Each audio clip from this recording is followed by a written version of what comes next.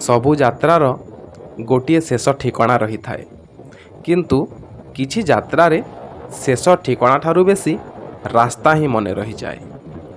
ଆଜି କୌଣସି ବିଶେଷ କାମ ନଥିଲା। ବାସ୍ ବାଇକ୍ର ଚାବି ଧରି ବାହାରି ପଡ଼ିଲି।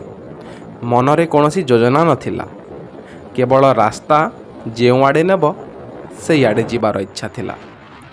ଧୀରେ ଧୀରେ ସହରର କୋଳାହଳ ପଛରେ ରହିଗଲା। ସାମ୍ନାରେ ଦେଖାଗଲା ପାହାଡ଼, ସବୁଜ ଗଛ, ଖୋଲା ଆକାଶ ଆଉ ଲମ୍ବା ରାସ୍ତା। ସେହି ଦୃଶ୍ୟ ଦେଖି ଲାଗିଲା ପ୍ରକୃତିର ନିଜର ଗୋଟିଏ ଭାଷା ଅଛି। ସେ କଥା କୁହେନି, କିନ୍ତୁ ମନକୁ ସବୁ କଥା ବୁଝାଇ ଦିଏ। ରାସ୍ତା ଆଗକୁ ବଢ଼ୁଥିଲା, ଆଉ ତା ସହିତ ମନର ସବୁ ଚିନ୍ତା ମଧ୍ୟ ଧୀରେ ଧୀରେ ପଛରେ ରହିଯାଉଥାଏ। ସେହି ମୁହୂର୍ତ୍ତରେ ମନେ ହେଲା, ଜୀବନ ବୋଧହୁଏ ଏହିପରି। କେବେ ସିଧା ରାସ୍ତା, କେବେ ବାଙ୍କ ରାସ୍ତା, କେବେ ଉଚ୍ଚ ତ କେବେ ନୀଚ। କିନ୍ତୁ ରାସ୍ତା ଯେତେ କଷ୍ଟର ହେଉନା କାହିଁକି, ଚାଲିବା ବନ୍ଦ କରିଦେଲେ କେବେ ବି ନୂଆ ଦୃଶ୍ୟ ଦେଖିବାକୁ ମିଳିବ ନାହିଁ। ପାହାଡ଼ର ଦୃଢ଼ତା, ଗଛର ସରଳତା ଆଉ ପବନର ଶାନ୍ତ ସ୍ପର୍ଶ, ଆହା, ଏସବୁ ମନକୁ ଶିଖାଏ ଯେ ଶକ୍ତି ମାନେ ସବୁବେଳେ ଶବ୍ଦ କରିବା ନୁହେଁ, କେବେ କେବେ ନୀରବ ରହି ମଧ୍ୟ ବହୁତ କିଛି ଜିତି ହେବ।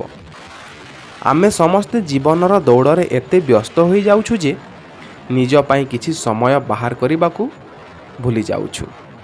କିନ୍ତୁ ବିଶ୍ୱାସ କରନ୍ତୁ, କେବେ କେବେ ଗୋଟିଏ ଶାନ୍ତ ରାସ୍ତା, ଥଣ୍ଡା ପବନ ଆଉ ପ୍ରକୃତିର ସାଥୀ ମନର ସବୁ କ୍ଳାନ୍ତିକୁ ଦୂର କରିଦିଏ।